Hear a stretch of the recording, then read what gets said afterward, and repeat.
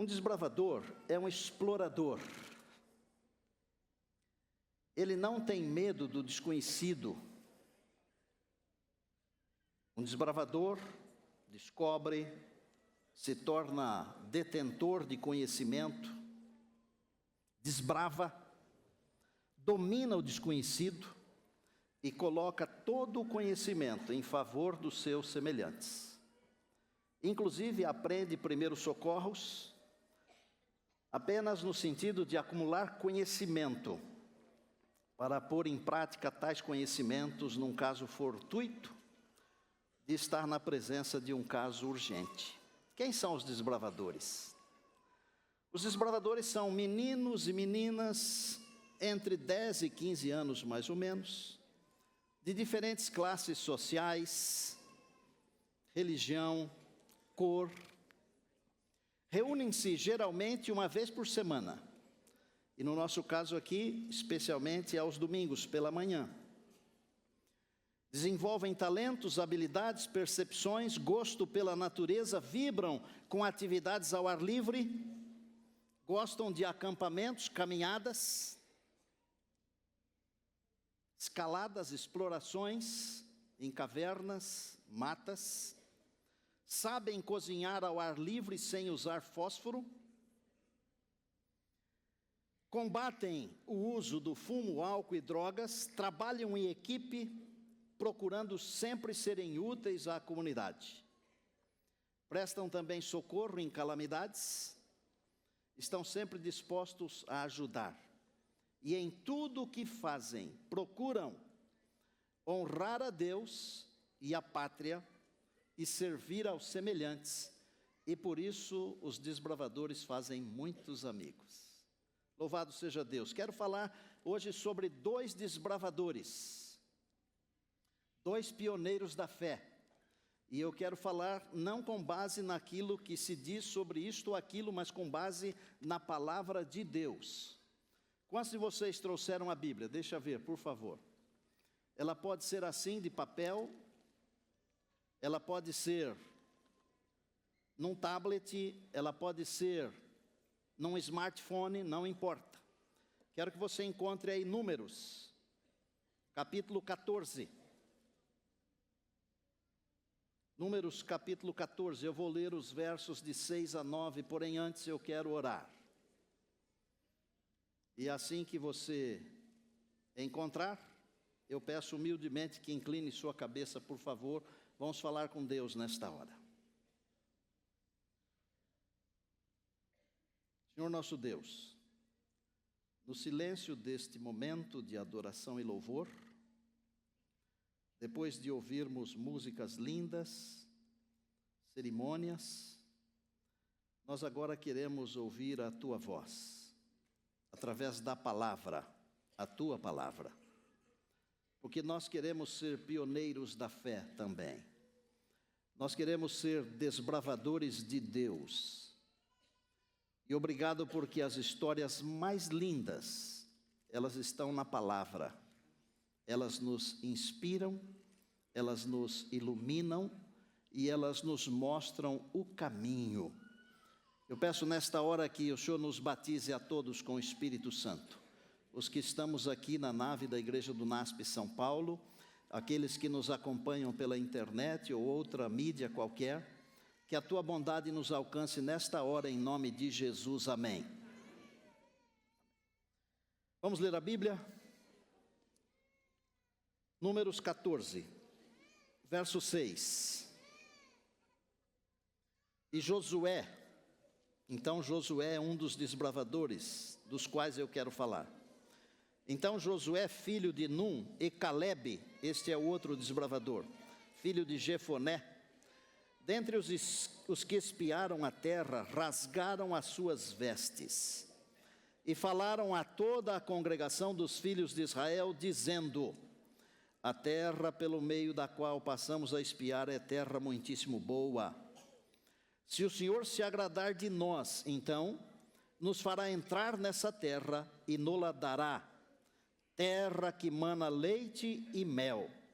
Tão somente não sejais rebeldes contra o Senhor, e não temais o povo desta terra, porquanto como pão os podemos devorar.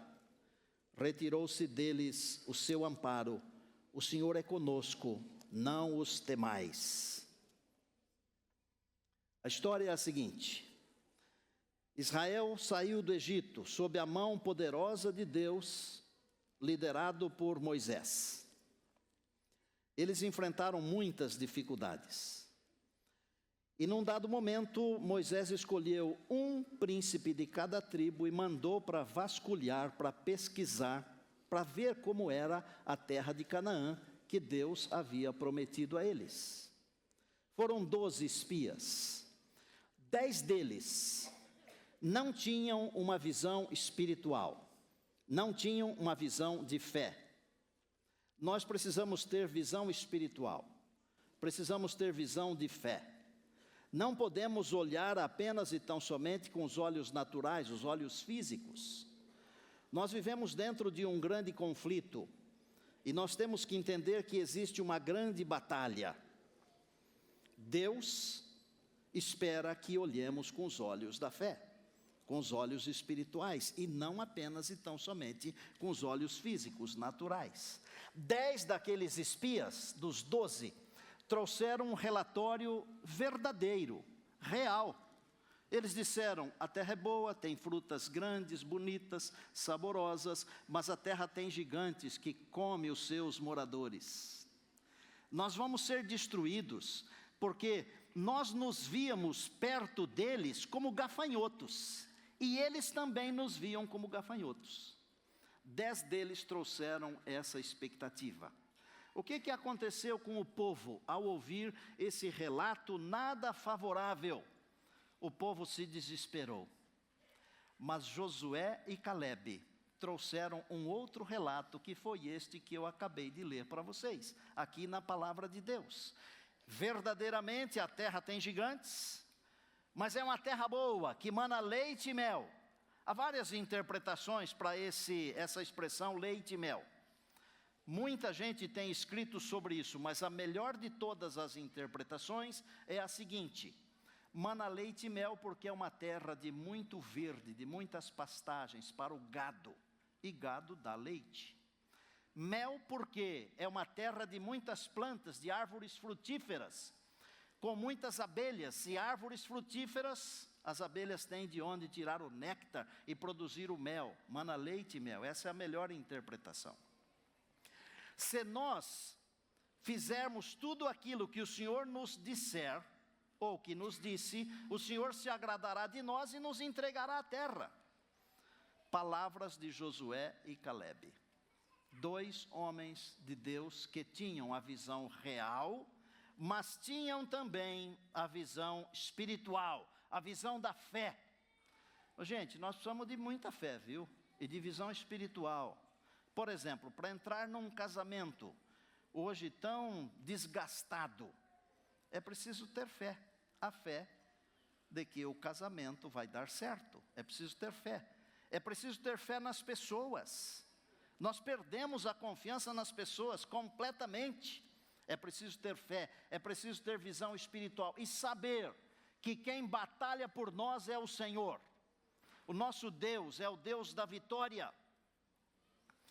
Vamos olhar assim brevemente, rapidamente, esses 2 desbravadores, Josué e Calebe. E eu vou citar aqui umas poucas coisas a respeito de cada um deles, para que vocês entendam que lá no passado houve alguém que confiou em Deus, e que hoje também deve haver alguém que confie em Deus. E nós devemos ser esse alguém. Você e eu devemos fazer parte desse grupo de pessoas que confiam em Deus. Se nós olharmos apenas e tão somente para o nosso mundo, eu diria assim, o nosso mundo social, econômico, político e etc., nós ficamos desesperados, porque as coisas vão de mal a pior para a grande maioria. Mas nós não podemos olhar apenas e tão somente com o olhar de que o mundo está se degradando, se desintegrando, se acabando. Nós temos que olhar para um Deus que está acima de todas as coisas. E se você não sabe disso, é bom saber, acima de toda marcha e contramarcha dos acontecimentos deste mundo, há um Deus que está executando a sua vontade. Aleluia! Deus está no comando, minha gente. Deus está no comando, minha gente. Josué serviu a Moisés por 40 anos. E Moisés, movido por Deus, deu o nome a esse homem, a esse jovem, de Josué, porque ele se chamava Oséias. Oséias quer dizer salvação em hebraico. E Josué quer dizer Deus é salvação. A intenção era dizer assim: a partir de hoje, Deus é quem comanda a sua vida. Não é mais salvação, mas Deus é salvação. Nós deveríamos aprender algumas coisas da palavra. Nós podemos aprender dos livros, das pessoas, dos filósofos, dos intelectuais. Mas tudo isso passa. Quando nós aprendemos da palavra, não passa, porque a palavra é eterna. Aleluia! A partir daquele momento, Deus conduziria Josué. O significado do nome Josué tem o mesmo significado que o nome de Jesus. Imaginem que coisa esplendorosa, porque Jesus é a forma aramaica para o nome Josué em hebraico. Então são os mesmos significados. E há alguns teólogos e historiadores que chegam ao ponto de dizer o seguinte: Josué é um exemplo de Cristo. É uma figura de Cristo, porque Cristo veio libertar o seu povo, Josué também libertou o povo do Senhor, dando uma terra, assim como o Senhor Jesus nos dará uma terra, amém? Depois da morte de Moisés, o Senhor falou com Josué. O Deus que falou com Josué, não é, Rony? Ainda fala. Obrigado por tudo que você faz aqui na preparação das músicas e das coisas, tem sido uma bênção. Deus abençoe você e sua família. Deus ainda fala, e eu percebo isso, porque às vezes eu falo uma coisa para o Rony, mas eu não digo tudo, e quando eu chego aqui, tudo aquilo que eu sonhei e orei, está aqui. Deus é bom, Ele ainda fala. Ele falou com Josué: sê forte e corajoso, não temas nem te espantes, o Senhor é contigo. Sê forte e corajoso, tu farás a este povo herdar a terra. E Josué acreditou. E eu pergunto a você, meu irmão, minha irmã, meu amigo, minha amiga, autoridades que estão aqui: nós confiamos nas promessas de Deus? Você confia nas promessas de Deus? Quando Deus diz, por exemplo, em Mateus 7,7, simples: pedi e dar-se-vos-á. Você acredita nas promessas de Deus? Josué acreditou nas promessas do Deus que lhe apareceu e disse: eu serei contigo como fui com Moisés. Mas muito antes deste dia, em Deuteronômio 31, verso 23, Deus já havia falado com Josué.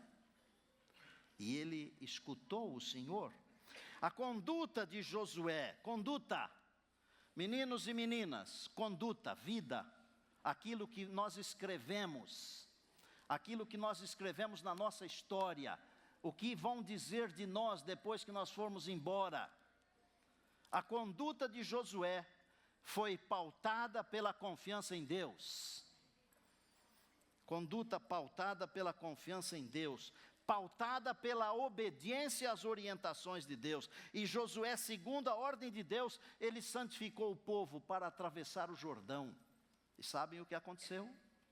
Assim que os sacerdotes pisaram na água do Jordão, carregando a arca, a água do Jordão, que naquela ocasião transbordava em todas as suas ribanceiras, parou de correr e eles atravessaram em terra seca.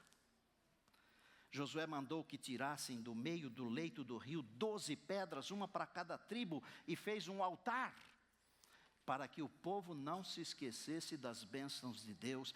Quantas vezes nós nos esquecemos das bênçãos que Deus tem nos outorgado, irmãos e irmãs? Quantas vezes?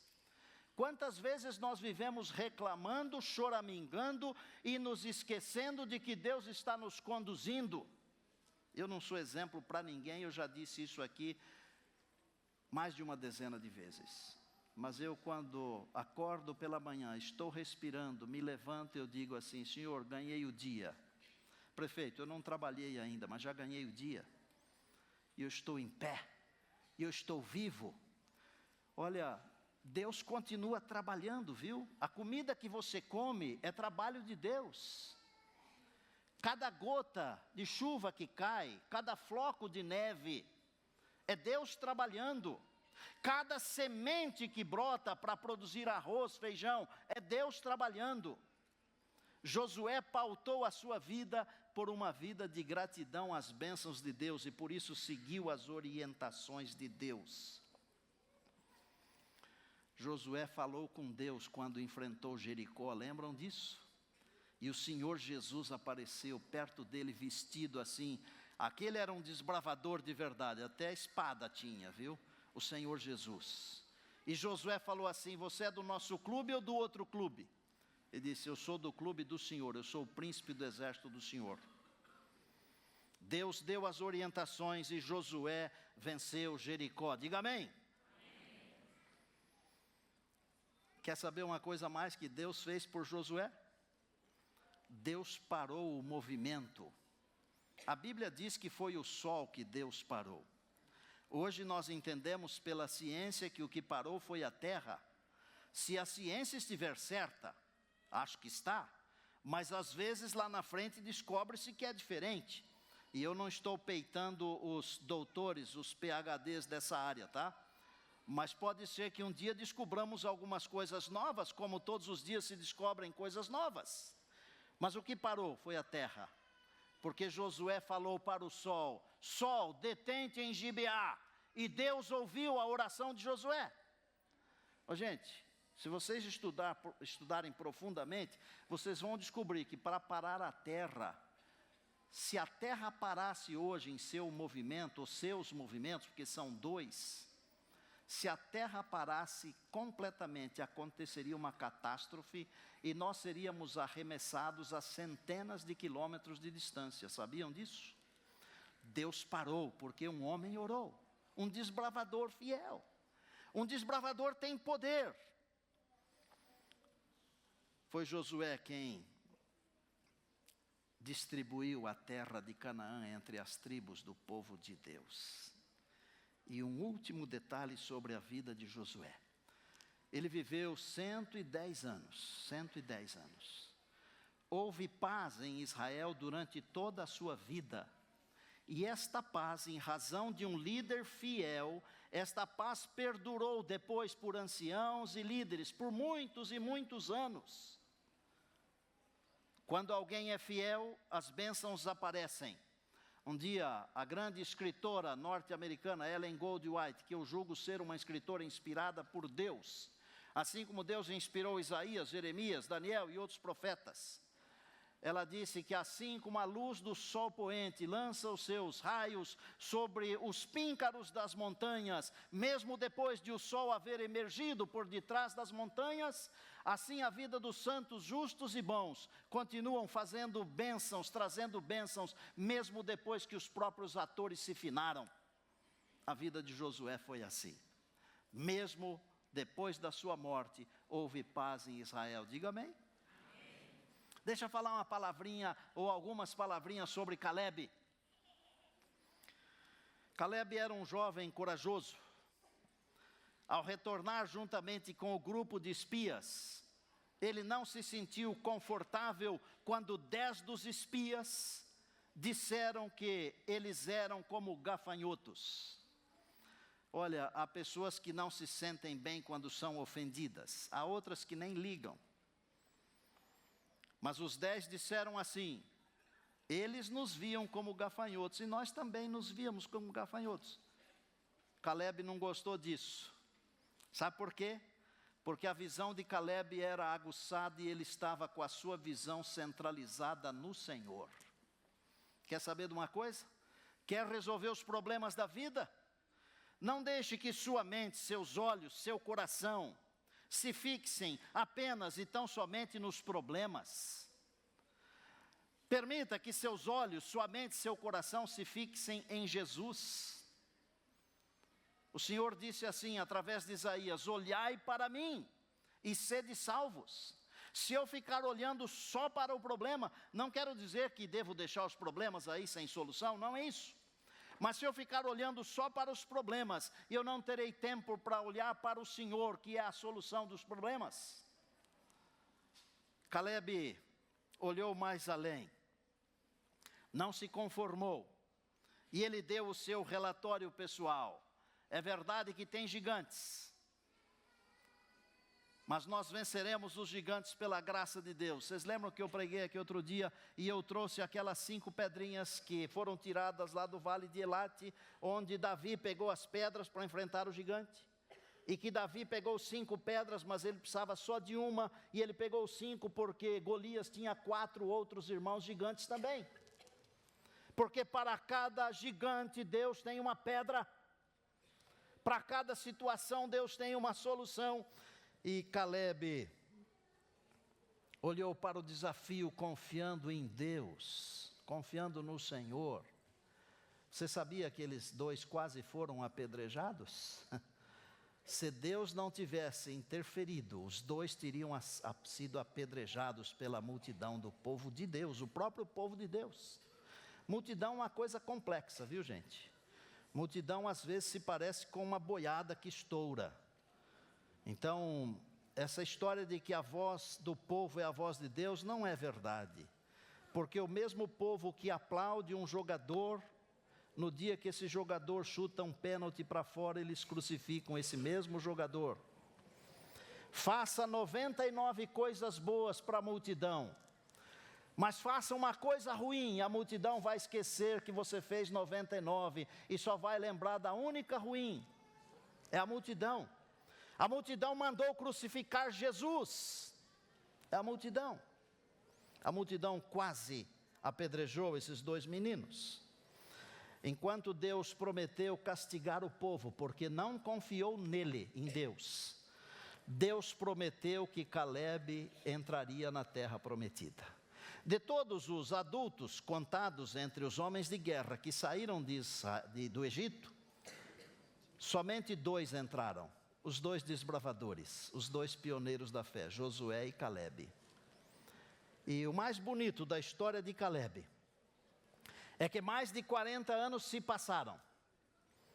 Ele ajudou a Josué na distribuição das heranças. E num dado momento, quando ele estava com nada menos do que 85 anos eu disse, ele foi falar com Josué. E ele disse: eu era um menino de 40 anos quando Deus me prometeu um pedaço da herança da terra. Eu escutei quando Deus falou que toda a terra que a planta do meu pé pisasse seria minha. E agora eu te peço, Josué, eu te peço Hebrom. Eu vou criar aqui para você entender. Então essa aqui é a Bíblia estinética, tá? Não está ali, mas está aqui no meu coração. E Josué deve ter falado para o Caleb assim: ô velhinho, 85 anos, lá tem os filhos de Enaque, aqueles gigantes, como é que você vai conquistar Hebrom? Imaginem só a conversa, amistosa, amigos. E Caleb disse assim: eu tenho o mesmo vigor que eu tinha quando eu tinha 40 anos. Diga amém.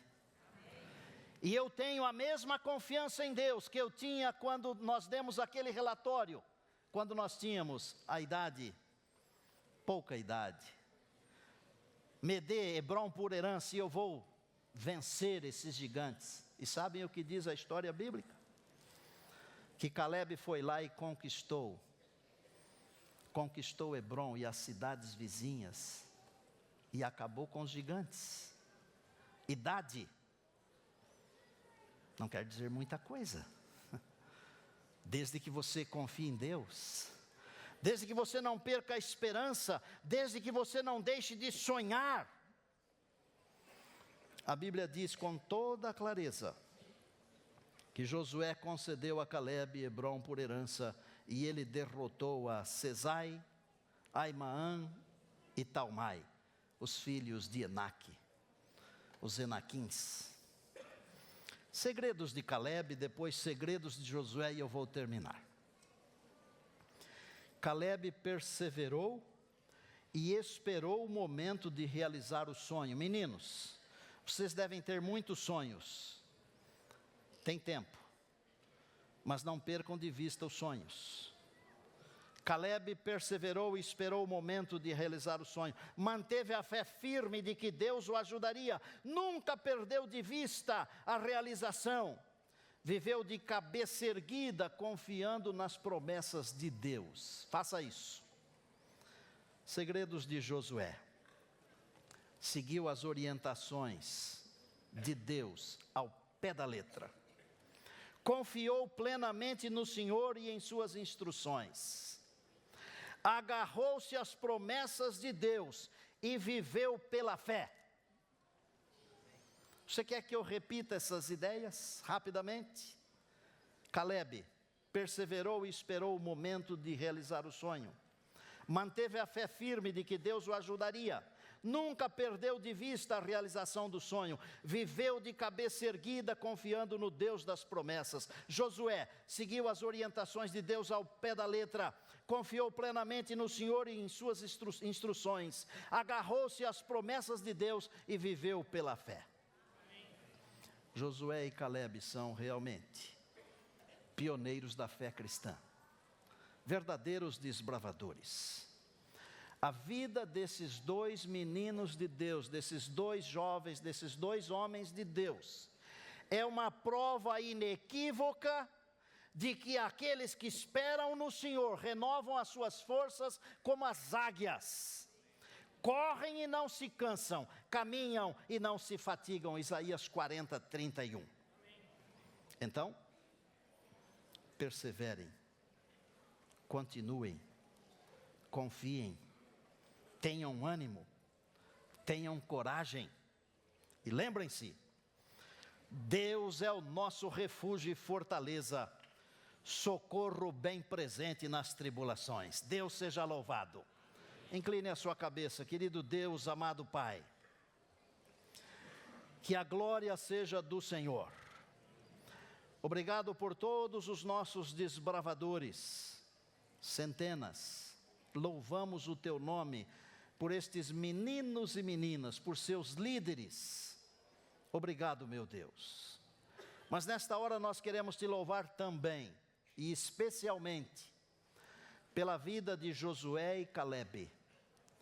Esses dois meninos de Deus, esses dois jovens, esses dois homens de Deus, eles se agarraram ao Senhor. E são um exemplo de vitória, são pioneiros da fé.